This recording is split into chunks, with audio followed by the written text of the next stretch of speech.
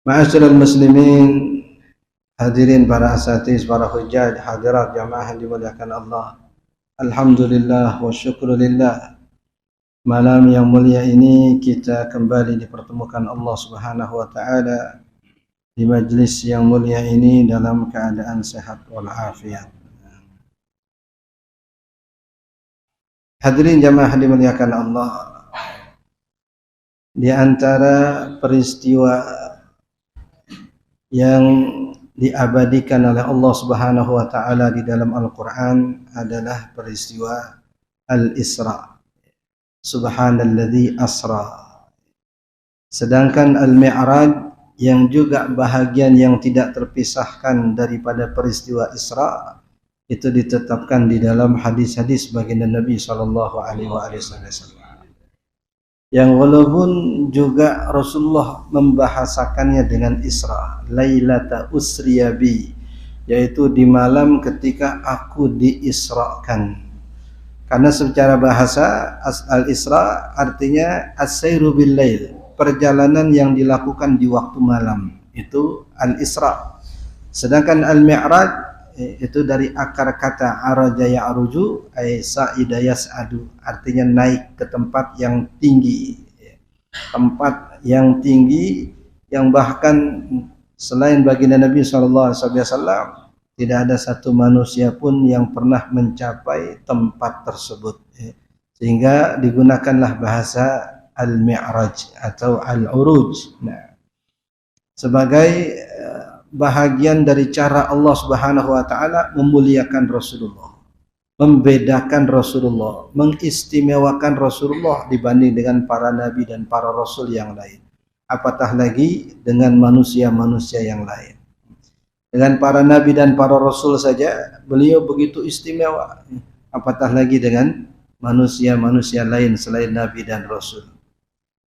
Ada banyak hal yang bisa kita petik sebagai pelajaran dari peristiwa Isra dan Mi'raj, baik pra maupun pasca peristiwa Isra dan Mi'raj. Semuanya mengandung pelajaran. Semuanya terjadi justru menunjukkan keutamaan dan kelebihan Rasulullah SAW. Dan ternyata persaksian akan kemuliaan baginda Nabi, akan keistimewaan baginda Nabi bukan saja bertebaran di dalam ayat-ayat Al-Quran. Bahkan para malaikat pun mengakuinya. Para malaikat pun tidak kuasa untuk tidak menyatakannya. Ini kita loncat-loncat aja ceritanya. Salah satu dari peristiwa yang terjadi sebelum terjadinya peristiwa Isra dan Mi'raj adalah perjalanan Rasulullah ke negeri Taif untuk berdakwah. Ya.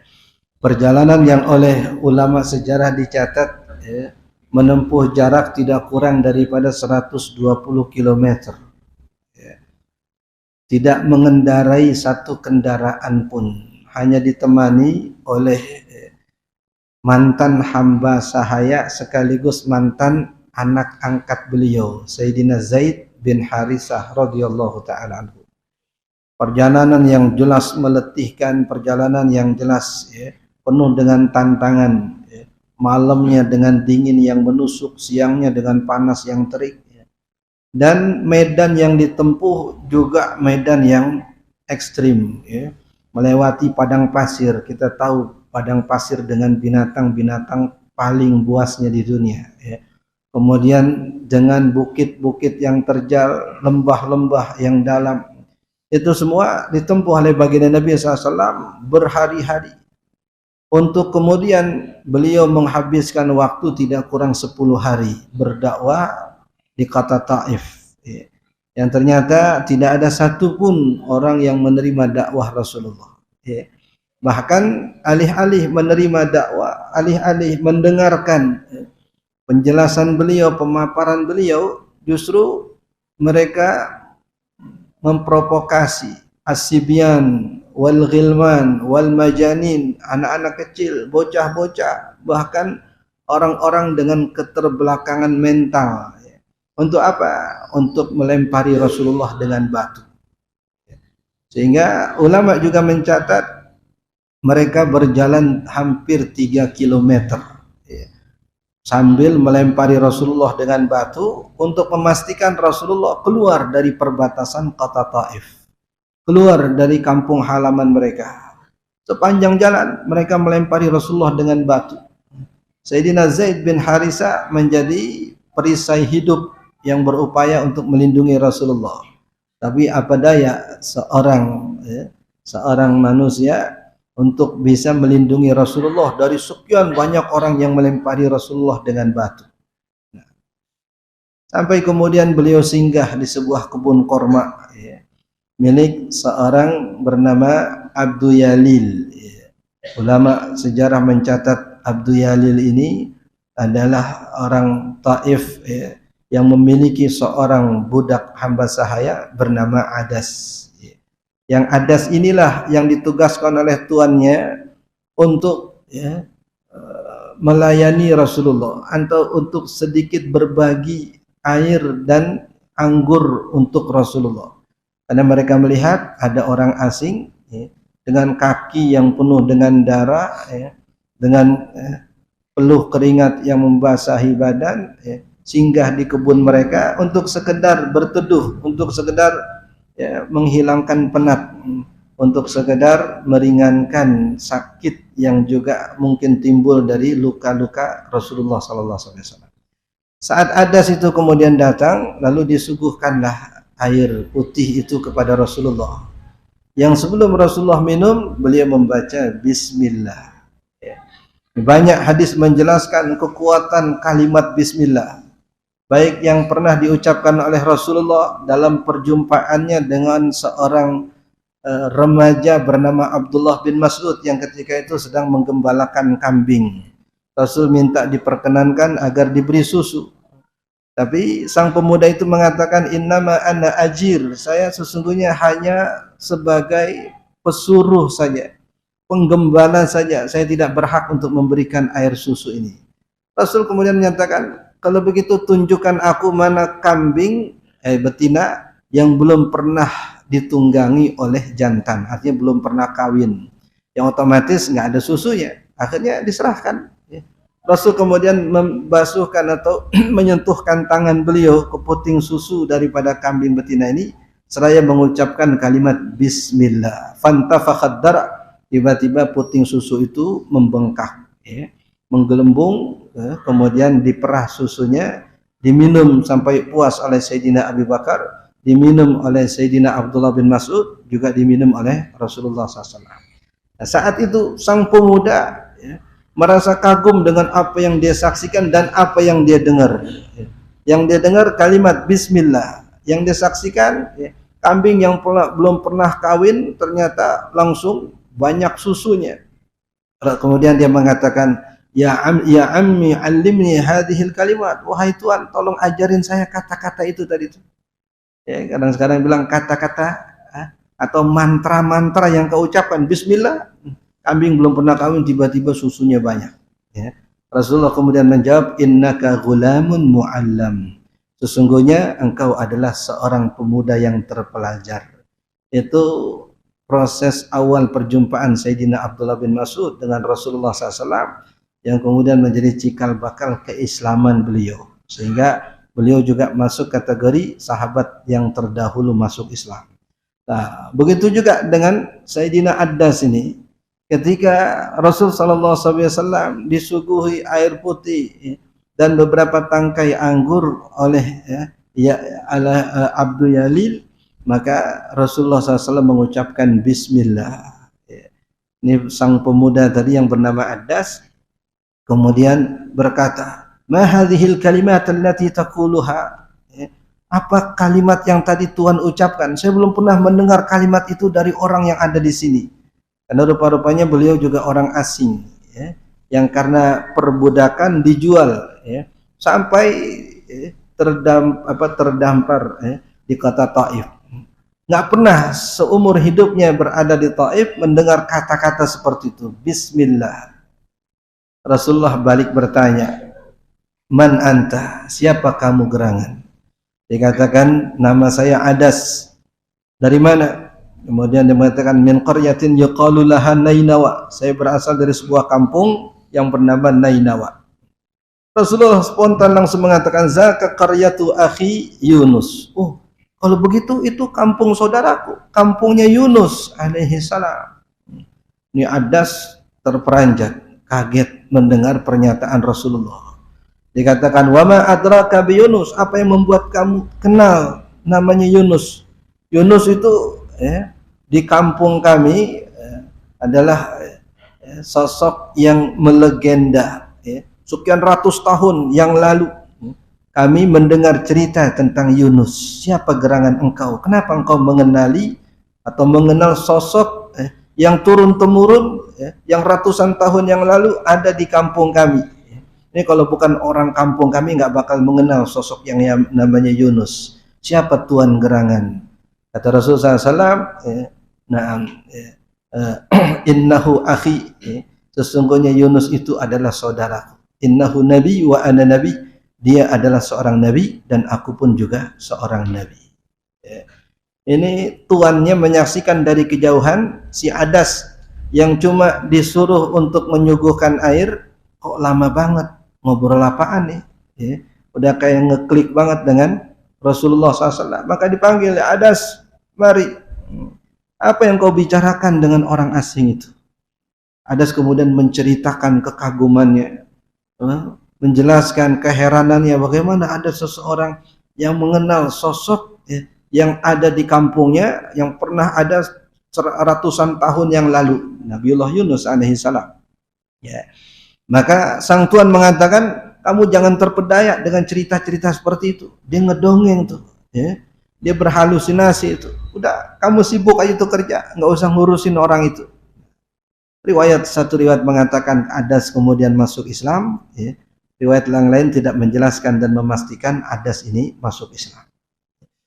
Setelah itu Rasulullah kemudian melanjutkan perjalanannya. Yang dalam perjalanan pulang Rasulullah singgah di sebuah tempat namanya Qarnut Sa'alib, yang kemudian berubah nama menjadi Qarnul Manazil.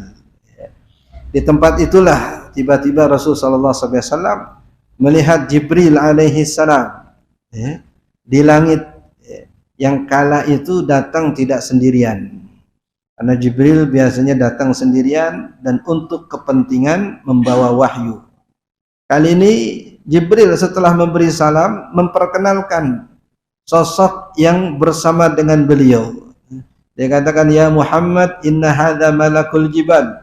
Wahai Muhammad, sesungguhnya yang bersamaku ini adalah malaikat gunung yang bertugas untuk ngurusin gunung yang ada di atas muka bumi ini.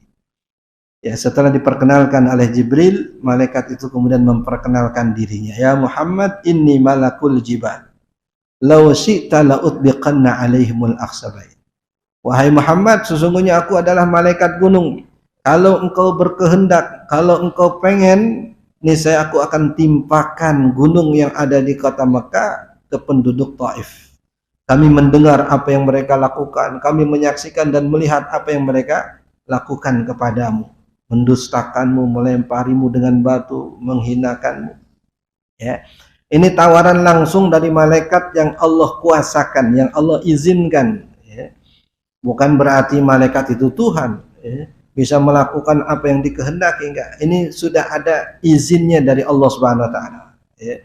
Nah, diperkenankan untuk melakukan apa saja atas permintaan Rasulullah, sekalipun itu untuk menghancurkan orang-orang Taif. Mendengar tawaran itu, Rasulullah langsung nyamber. Kata Nabi SAW, kalla, sekali-kali tidak, sekali-kali tidak terdetik sekalipun keinginan untuk menghancurkan mereka, tidak terdetik sekalipun kehendak untuk membinasakan mereka. Bal arju an yukhrijallah min baini dhahranihim man ya'budullah wa la yusyriku bihi syai'a. Justru aku berharap dari keturunan mereka atau dari tengah-tengah mereka akan muncul orang-orang yang menyembah Allah, tidak menyekutukan sesuatu dengannya. Min baini dhahranihim, artinya dari tengah-tengah mereka. Apakah mereka sendiri yang nanti kemudian masuk Islam atau dari keturunan mereka yang nanti akan masuk Islam? Bayangkan malaikat yang nggak punya nafsu aja gregetan, malaikat yang nggak punya syahwat itu gregetan dengan orang-orang Taif. Tapi justru Rasulullah SAW pihak yang dirugikan, kasar, pihak yang diintimidasi, pihak yang mengalami persekusi, justru menyatakan penolakan, penolakan mutlak atas tawaran malaikat gunung. Saat itulah kemudian malaikat mengatakan, sadaqallah man sammakan raufan rahima. Betapa maha benar Allah yang telah menyatakan engkau atau telah mensifati engkau sebagai raufun rahim. Wa kana bil mu'minina raufan rahima. Adalah Rasulullah SAW dengan orang-orang yang beriman rauf, artinya orang yang sangat santun, nah, rahim, orang yang sangat pengasih. Nggak salah dah kasarnya. Allah menyebut kamu sebagai raufun rahim. Mengalami apa yang beliau alami, dapat tawaran dari malaikat gunung, alih-alih menerima tawaran itu justru menolak mentah-mentah. Malaikat membuat pernyataan dan persaksian, sungguh benar Allah yang telah menyebut kamu Ar-Rauf dan Ar-Rahim. Nah, ini satu penggalan peristiwa sebelum terjadinya peristiwa Isra dan Mi'raj. Sebelum ini, di tahun yang sama Rasulullah SAW kehilangan paman beliau, kemudian kehilangan juga istri beliau Sayyidatuna Khadijah radhiyallahu ta'ala, yang Nabi SAW membuat persaksian, sungguh orang-orang Quraisy tidak menyentuh aku atau tidak pernah menyentuh diriku saat pamanku masih ada, Abu Talib. Masih mandang Abu Talib sebagai tokoh yang dihormati oleh orang-orang Quraisy. Tapi setelah wafat Abu Talib, sudah nggak ada lagi penghalang bagi mereka untuk menyentuh Rasulullah SAW. Begitu juga setelah wafatnya Sayyidatuna Khadijah. Setiap mengalami intimidasi, penekanan dan seumpamanya, Rasulullah harus pulang, tidak menjumpai sosok yang selama ini menghibur beliau, yang selama ini kata-katanya menjadi penyejuk hati beliau. Innaka latasilur rahim wa tahmilul kalla wa taksibul ma'dum wa tu'inu ala nawaibil haq falan yukhzikallahu abada.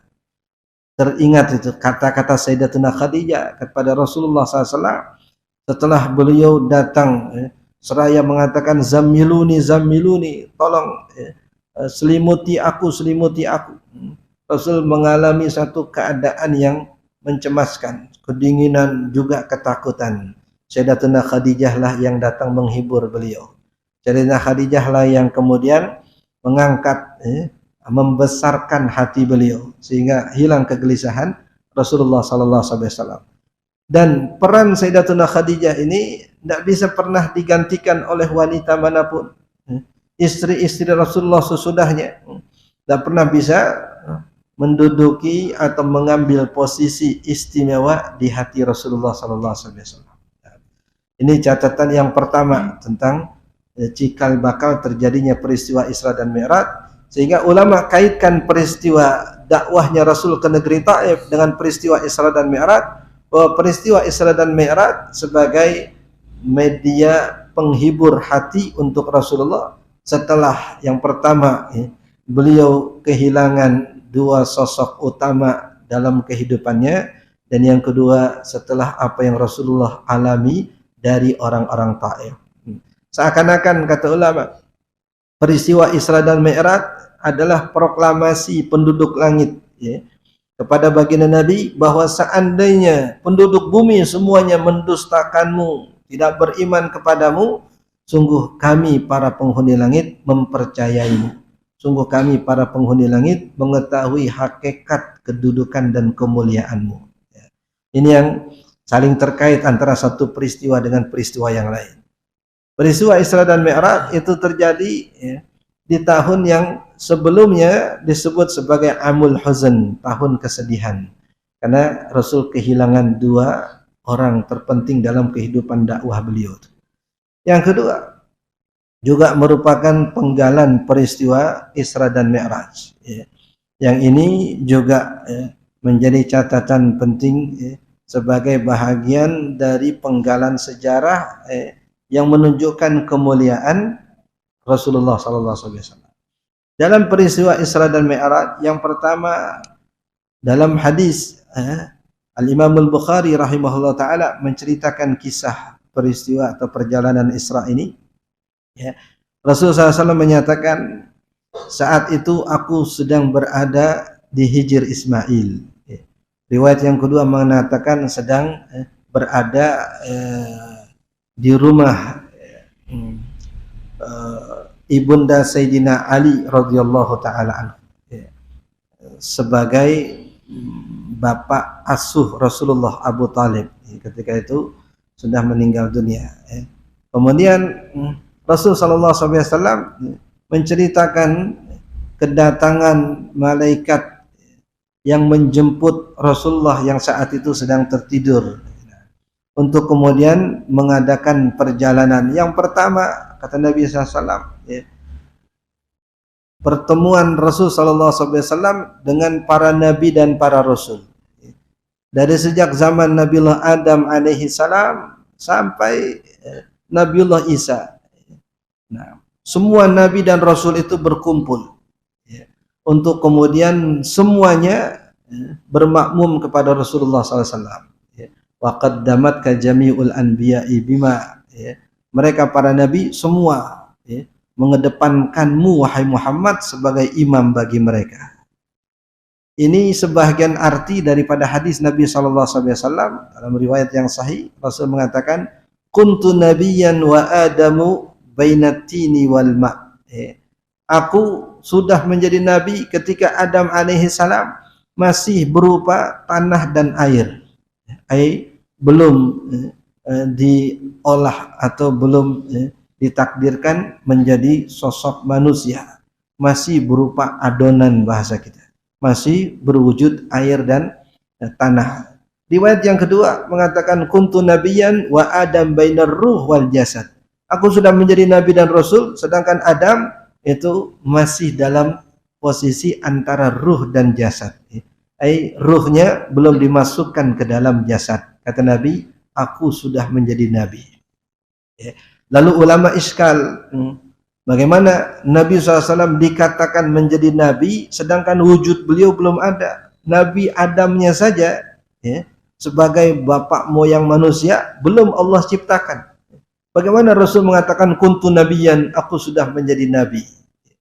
Ulama menyatakan maknanya fit takdir, ya, dalam ketentuan Allah, dalam takdir Allah, Allah sudah menulis Rasulullah SAW adalah nabi dan rasul. Ya. Tidak menunggu diciptakannya Nabiullah Adam alaihi salam. Justru Adam Allah ciptakan karena Rasulullah SAW. Nah, ini kata ulama makna atau salah satu makna daripada hadis Nabi kuntu nabiyyan wa Adam bainar ruh wal jasad. Disinilah Nabi menyebut antara roh dan jasad. Ya. Roh dan jasad itu yang merupakan rahasia Allah Subhanahu wa taala. Wa yas'alunaka 'anir ruh. Ruh yang Allah ciptakan, ya. Nah, kemudian dengannya Allah satukan dengan jasad, yang dengan penyatuan roh dan jasad itu kemudian muncullah Nabi Adam tanpa proses kelahiran, ini proses penciptaan. Ya.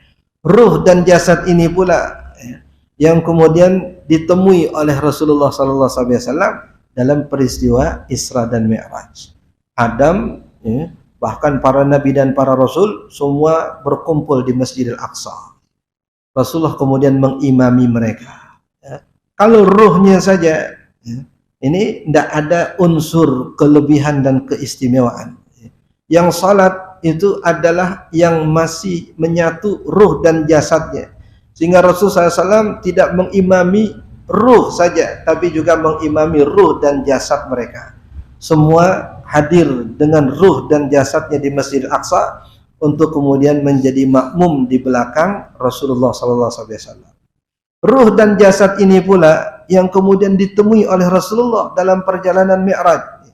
Nabi SAW katakan, marartu biqabri akhi Musa lailata usriya bi wa huwa qa'imun yusalli fi qabri. Aku melintasi kuburnya Nabi Musa dalam perjalanan Isra, yang aku saksikan Musa sedang sholat di kuburnya. Musa yang mana? Ya. Musa yang mana yang ditemui oleh Rasulullah di kuburnya? Tadi berjamaah dengan Rasulullah sebagai makmum di Masjidil Aqsa. Sekarang dalam perjalanan berikutnya Rasulullah menjumpai Musa sedang sholat di kuburnya. Kemudian nanti dalam perjalanan Mi'raj Rasul ketemu lagi dengan Nabi Musa di langit yang ke-6 sebelum berjumpa dengan Nabiullah Ibrahim alaihissalam.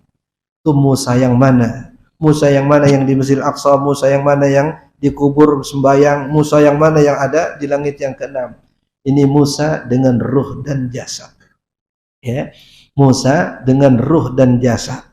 Itulah rahasia ruh yang menjadi rahasia Allah Subhanahu wa taala. Bagaimana bisa ditemui di Masjidil Aqsa, kemudian ditemui lagi di kuburnya sedang salat, kemudian ditemui lagi di langit. Ya. Kayak apa kecepatan perpindahan ruh dan jasad para nabi itu dari satu tempat ke tempat yang lain. Ya. Di mana dikuburkannya Nabi Musa alaihi salam, katakan inda kasibil ahmar, kata Nabi. Kalau kalian ingin aku tunjukkan, aku masih bisa menunjukkannya. Padahal itu perjalanan malam. Ya. Rasulullah SAW kecepatan burak yang membawa beliau luar biasa. Dikatakan ya, kecepatannya muddal basar, sejauh mata memandang. Sejauh burak itu memandang, maka secepat itu juga sampai ke titik pandangan si burak tadi. Perjalanan secepat itu masih bisa ngelihat Musa lagi sembahyang di kuburnya itu. Ya. Ini kubur jelas ya. Sebut subuh kubur itu tempat yang tertimbun di dalam tanah. Ya. Kemudian sholat lagi di dalamnya. Ya. Dengan kegelapan malamnya, dengan kecepatan kendaraan buruknya. Ya. Nah itu alam ruh itu. Ya. Ini juga dikatakan oleh ulama, disinilah letak kepemimpinan Rasulullah SAW dari segi ruhnya. Kuntu nabiyan wa adam bainar ruh wal jasad. Aku sudah menjadi nabi, menjadi pemimpin para nabi, sedangkan Adam antara ruh dan jasad. Ya. Sosok nabi itulah yang mengungguli ruh para nabi dan para rasul yang lain, sehingga ruh mereka bertemu dengan ruh Rasulullah dalam perjalanan Isra di Masjidil Aqsa, kemudian dijumpai oleh Nabi SAW di kubur mereka, lalu dijumpai lagi di langit. Ya. Yang di langit pertama dengan Nabi Adam yang sampai di langit yang ketujuh dengan Nabi Ibrahim alaihissalam. Nah, dan poin yang ketiga ini juga menunjukkan kemuliaan baginda Nabi SAW. Dalam perjalanan beliau ke setiap langit, baik langit pertama maupun langit-langit berikutnya, selalu ada penyambutan. Selalu ada penyambutan, nggak ujuk-ujuk aja mampir begitu saja, tapi selalu ada penyambutan. Malaikat yang Allah tugaskan untuk menjaga pintu-pintu langit.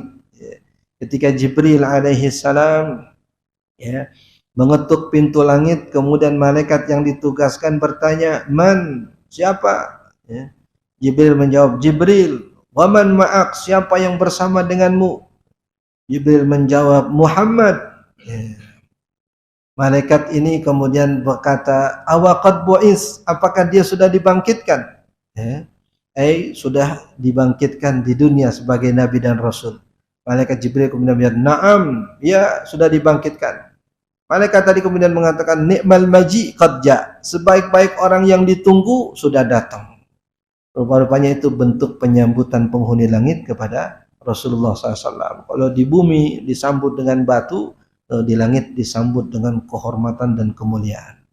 Langit pertama begitu juga berjumpa dengan Nabiullah Adam alaihi salam.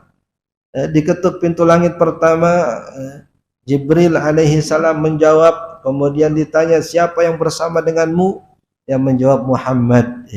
Kemudian Adam alaihi salam mengatakan, "Ni'mal maji qad ja." Sebaik-baik sosok yang kami tunggu telah datang. Rupa-rupanya mereka menantikan kedatangan Rasulullah SAW. Kemudian setelah Rasulullah masuk, Adam mengatakan, "Marhaban bil waladis saleh." Selamat datang duhai anakku yang saleh. Itu perjalanan langit pertama, kemudian langit kedua dengan Nabi Isa dan Nabi Yusuf alaihi salam. Dua nabi yang dalam perjalanan sejarahnya Nabi Isa ini simbol orang-orang nabi yang didustakan oleh Yahudi sebagai isyarat kepada Rasulullah SAW bahwa dalam perjalanan dakwahnya dia juga akan mengalami pendustaan daripada orang-orang Yahudi. Dengan Nabi Isa dan Nabi Yahya alaihi salam, ulama mengatakan bahwasanya Nabi Yahya dan Nabi Yahya Yusuf alaihi salam ini dua sosok nabi dari kalangan Bani Israel. Yang pertama, Nabi Yusuf didustakan oleh saudara-saudaranya, yang kemudian akhirnya mereka minta maaf, mereka akhirnya tunduk kepada Yusuf. Bahkan sebagian ahli tafsir menyatakan saudara-saudara Yusuf kemudian menjadi nabi dan rasul sesudah Yusuf alaihissalam, menjadi nabi sesudah Yusuf alaihissalam. Nah, ya begitulah juga dengan apa yang akan dialami Rasulullah. Beliau pun akan didustakan oleh kerabatnya, oleh keluarganya. Baik dengan tadi Abu Lahabnya, Abu Jahalnya, yang notabene mereka masih kerabat dekat Rasulullah SAW. Itu sudah digambarkan. Nah, kemudian Yahya alaihi salam, nabi yang dibunuh oleh Bani Israel. Rasulullah SAW walaupun tidak dibunuh oleh orang-orang Yahudi, tapi tidak sedikit upaya pembunuhan orang-orang Yahudi kepada Rasulullah SAW. Ada sebuah kitab judulnya Wallahu Ya'simuka Minan Nas, bercerita tentang 19 kalau nggak salah upaya pembunuhan terhadap Rasulullah yang didominasi oleh orang-orang Yahudi. Upaya mereka membunuh Rasulullah. Ada yang berusaha untuk melempar batu dari atap rumah, di mana Rasulullah SAW akan duduk di bawahnya. Ada orang atau wanita yang meracun kambing guling yang kemudian dipersembahkan kepada Rasulullah SAW. Ada Labid bin A'sam yang menyihir Rasulullah SAW, yang menjadi sebab turunnya surat Qul a'udzu birabbil falaq, Qul a'udzu birabbin nas. Banyak peristiwa yang dicatat dalam sejarah itu sudah disimbolkan dengan perjumpaan Rasulullah SAW dengan Nabi Yahya yang memang dibunuh oleh orang-orang Yahudi. Kemudian Nabiullah Idris alaihi salam di langit yang keempat, di mana isyarat bahwa sebagaimana Idris Allah angkat, Allah tinggikan makamnya, dikatakan wa rafa'nahu makanan aliyya, dan kami tinggikan Idris alaihi salam di tempat yang tinggi di dalam surganya Allah Subhanahu wa taala. Begitulah juga dengan Rasulullah SAW. Bukan sekedar ada di langit yang keempat, langit yang ketujuh, bahkan di atasnya Sidratil Muntaha, tempat yang tidak pernah sampai kepadanya makhluk selain Rasulullah SAW. Bahkan Jibril alaihi salam pun menyatakan walikulli minna maqamun ma'lum. Wahai Muhammad, masing-masing kita tahu diri, masing-masing kita tahu posisi. Innaka in ikhtarakta wa ana in ikhtaraktu. Kamu wahai Muhammad, jika engkau terus melangkah maka engkau akan bisa menembus cahaya-cahaya ini. Tapi jika aku melangkah maka aku akan terbakar. Satu riwayat menyatakan Jibril alaihissalam atas desakan Rasulullah SAW berusaha juga untuk melangkah. Tapi satu langkah yang dilangkahkan, beliau langsung berubah wujud menjadi burung yang kecil. Ini malaikat dengan 600 sayapnya sekali melangkah, nah, terkena sinar atau cahaya yang meliputi kawasan dan tempat itu, berubah wujud menjadi kecil, menjadi seekor burung. Nah, itu apatah lagi kalau melangkah kepada langkah-langkah berikutnya. Rasulullah SAW melenggang, melewati lintasan demi lintasan, hijab demi hijab, cahaya demi cahaya, untuk kemudian berjumpa dengan Allah Subhanahu wa taala, menerima wahyu dari langit, kewajiban salat fardu. Sehingga salat dalam bahasa hadis Nabi sebut sebagai mi'rajul mu'min. As-salatu mi'rajul mu'min. Kata ulama yang ingin bermi'raj atau bernostalgia mi'rajnya Rasulullah, maka tunaikanlah salat. Saat dia salat, dia membayangkan ruhnya ada pada satu tempat, ya, ada pada satu posisi yang tidak akan bisa dicapai oleh jasadnya. Ini jasadnya baru berapa meter ke langit aja udah kehabisan oksigen, ya. Tapi ruhnya bisa sujud di hadapan Allah Subhanahu wa taala. Ini dalam bahasa hadis Nabi SAW, Sayyidina Bilal yang masih hidup di bumi tapi bacaan Qur'annya sudah terdengar di dalam surga. Sayyidina Harisah bin Nu'man yang masih hidup di bumi tapi lantunan ayat Quran yang dibacanya terdengar oleh Nabi SAW di dalam surga. Rasul masuk ke dalam surga kemudian mendengar lantunan Quran, ya. Lalu Rasulullah berkata, "Manil qari?" Siapa yang baca Al-Quran ini? Ya. Nah, zaka sautu Harisah. Ada jawaban malaikat, itu adalah suara Harisah. Harisah bin Nu'man, sahabat Nabi. Orangnya masih di bumi. Rasul kemudian mengatakan, kadzalikal birru, kadzalikal birru. Demikianlah baktinya kepada ibunya menghantarkannya ke dalam surga walaupun dengan suaranya itu. Bilal alaihi salam juga begitu, ya. Rasul menyatakan, ya Bilal, ma arja amalin amiltahu fid dunya. Wahai Bilal, amal apakah yang paling engkau harapkan pahalanya di sisi Allah? Bilal serentak menjawab, ya Rasulullah, ma ahdastu illa wa tawaddatu wa ma tawaddatu illa wa sallaitu lillahi raka'atain. Tidaklah aku berhadas melainkan aku berwudu, dan tidaklah aku berwudu melainkan aku salat 2 rakaat. Rasul kemudian mengatakan, huwa bidzaka.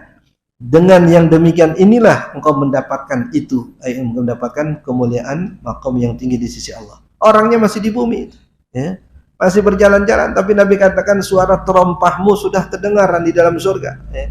Orangnya juga masih di bumi, tapi bacaan Qur'annya sudah terdengar di dalam surga, ya. Ini ruh seorang mukmin, ya, yang bisa ada pada posisi yang paling tinggi, posisi yang paling mulia di sisi Allah Subhanahu wa taala. Hadirin jamaah dimuliakan Allah, ya. Ini misal kita masih di langit belum turun ini. Takut kalau ini yang kagak turun-turun nanti kita. Setelah peristiwa Isra dan Mi'raj ada catatan sejarah, ya, di mana di situ menunjukkan kualitas para sahabat Nabi, ya. Orang-orang yang dekat dengan Nabi memang mereka orang-orang pilihan, bukan orang sembarangan. Bagaimana Rasulullah adalah manusia pilihan, para sahabat Nabi pun juga manusia-manusia pilihan. Sayyidina Abu Bakar As-Siddiq radhiyallahu taala anhu, ya, setelah heboh dengan cerita Isra dan Mi'raj, ya, Rasul menceritakan apa yang beliau alami kepada orang-orang Quraisy, ya. Saat itu Sayyidina Abu Bakar sendiri belum mendengar langsung cerita itu dari Rasulullah. Orang-orang Quraisy menganggap inilah titik tolak, ya. Inilah titik tolak, ya, kesempatan bagi mereka untuk mempengaruhi para sahabat Rasulullah. Kalau selama ini mereka begitu patuh, begitu tunduk dengan ajakan Rasulullah SAW, apa iya mereka mau percaya dengan cerita Rasulullah? Perjalanan dalam sebahagian malam sudah menempuh jarak yang luar biasa. Masjidil Haram, kemudian via Masjidil Aqsa, kemudian langsung ke Sidratul Muntaha, kemudian balik lagi, ya. Balik lagi hanya dalam sebahagian malam. Maka mereka langsung bergegas menjumpai Sayyidina Abu Bakar As-Siddiq radhiyallahu anhu. Dia katakan, ya Abu Bakar, apakah engkau telah mendengar apa yang diceritakan oleh sahabatmu, ai Muhammad? Kata Sayyidina Abu Bakar, wa madza qala? Memangnya dia cerita apa? Memangnya ngomong apa? Akhirnya mereka ceritakan dengan harapan Sayyidina Abu Bakar mendustakan, enggak percaya. Sayyidina Abu Bakar kemudian menyatakan kepada orang-orang Quraisy, "Lau qala aksam min hadza la saddaqtu." Kalau Muhammad cerita lebih daripada itu, bukan sekedar yang kalian ceritain, lebih daripada itu, niscaya aku akan mempercayainya. Lebih daripada itu. Seandainya Muhammad bercerita lebih daripada itu, niscaya aku akan mempercayainya. Sama seperti pernyataan beliau ketika menebus Sayyidina Bilal dari tuannya Umayyah bin Khalaf. Ya, dikatakan, berapa kamu jual budakmu ini? Aku akan membeli. Ya. Kata Umayyah, sekian. Dibeli oleh Sayyidina Abu Bakar. Kata Umayyah, kalau seandainya kau tawar dengan tawaran yang murah, aku jual. Ini nggak ada harganya nih. Kata Abu Bakar, kalau seandainya engkau jual dengan harga yang tinggi, niscaya aku akan membelinya. Jangankan harga yang kamu tawarkan sekarang yang aku nggak tawar, kamu kasih harga yang paling tinggi sekalipun aku bayarin. Ini begitu juga nih. Kalau seandainya Muhammad bercerita lebih daripada itu, la saddaqtuh, niscaya aku akan mempercayainya. Dan semenjak peristiwa itulah Sayyidina Abu Bakar digelari As-Siddiq, ya. Artinya orang yang sangat mempercayai, ya. Ini kapasitas keimanan yang paling tinggi setelah kapasitas iman para nabi. Ma'alladzina an'amallahu alaihim minan nabiyyin was-siddiqin wasyuhada was-salihin. Itu salihin ada jauh di bawahnya. Sedangkan makom yang kedua tadi sesudah makom para nabi adalah makom as-siddiqiyah al-kubra. Ini juga makom sebagian para nabi dan rasul. Yusufu ayyuhas siddiq aftina fi sab'i baqaratin simanin ya'kuluhunna sab'un ijaf wa sab'ikum sumbulatin khudrin wa ukhar yabisat. Yusufu ayyuhas siddiq, Yusuf wahai as-siddiq, ya. As-siddiq ini orang yang teruji kesetiaannya, teruji kejujurannya, teruji loyalitasnya. Nabi Yusuf alaihissalam di penjara jadi orang baik, ya. Sebelum di penjara juga memang orang baik. Sesudah keluar dari penjara tetap jadi orang baik. Inna lanaraka minal muhsinin. Kami sungguh memandang kamu, menilai kamu, melihat kamu sebagai orang yang muhsin. Itu persaksian kawan-kawannya di penjara, ya. Dan itu juga persaksian saudara-saudaranya setelah, ya, mereka menyadari kekeliruan mereka. Alhamdulillahirabbil alamin. Hadirin jamaah dimuliakan Allah, ya. Ini bahagian daripada sunnah Rasulullah SAW. Dalam banyak hadis Rasulullah sering menceritakan peristiwa yang pernah beliau alami, baik ada momen atau tidak ada momen, ada munasabah atau tidak ada munasabah, Rasulullah akan ceritakan apa yang pernah beliau alami kepada para sahabat, yang kemudian sahabat itu menceritakannya, meriwayatkannya sampai kepada kita. Jadi yang diceritakan adalah apa yang Rasulullah pernah ceritakan dan apa yang pernah diriwayatkan oleh para ulama-ulama kita. Dahulu memang orang-orang tua kita, guru-guru kita saat masuk bulan Rajab, mereka membuka kitab khusus tentang Isra dan Mi'raj. Biasanya membaca kitab karangan Al-Imam Ad-Dardir, salah seorang ulama Mesir dari kalangan mazhab Maliki. Padahal dari kalangan mazhab Syafi'i juga banyak ulama yang menulis tentang peristiwa Isra dan Mi'raj. Di antaranya Al-Imam Jalaluddin As-Suyuti yang menyusun kitab Tafsir Jalalain, dan banyak lagi ulama-ulama yang lain. Tapi ala kulli hal kita mengambil dari semua sumber-sumber yang ditulis oleh para ulama dengan kepastian kedudukan riwayatnya. Karena pasti riwayat-riwayat yang sahih, riwayat-riwayat yang bisa dipertanggungjawabkanlah yang mengandung banyak pelajaran, yang mengandung banyak hikmah di dalamnya. Kita baca surat Al-Fatihah, kita niatkan orang-orang tua kita, guru-guru kita, sanak famili kita yang telah meninggal dunia. Mudah-mudahan kubur mereka Allah jadikan raudhah min riyadil jannah. Sanak famili kita yang dalam keadaan kurang sehat, mudah-mudahan diangkat penyakitnya oleh Allah Subhanahu wa taala. Anak-anak kita mudah-mudahan dimudahkan urusannya, jadikan anak yang saleh dan salihah. Allah panjangkan umur kita sehingga masuk bulan suci Ramadan dalam keadaan sehat, afiat, tanpa kurang suatu apa. Ala hadhihi niyyah wa ala kulli niyatin salih wa ila hadratin nabi al-mustafa Rasulullah sallallahu alaihi wasallam bi sirri asraril Fatihah. Auzubillahi minasyaitonir rajim. Bismillahirrahmanirrahim. Alhamdulillahirabbil alamin. Maliki yaumiddin. Iyyaka na'budu wa iyyaka nasta'in. Ihdinas siratal mustaqim. Siratal ladzina an'amta 'alaihim ghairil maghdubi 'alaihim waladdallin. Amin. Bismillahirrahmanirrahim. Alhamdulillahirabbil alamin. Allahumma shalli wa sallim wa barik ala sayyidina Muhammad wa ala ali sayyidina Muhammad.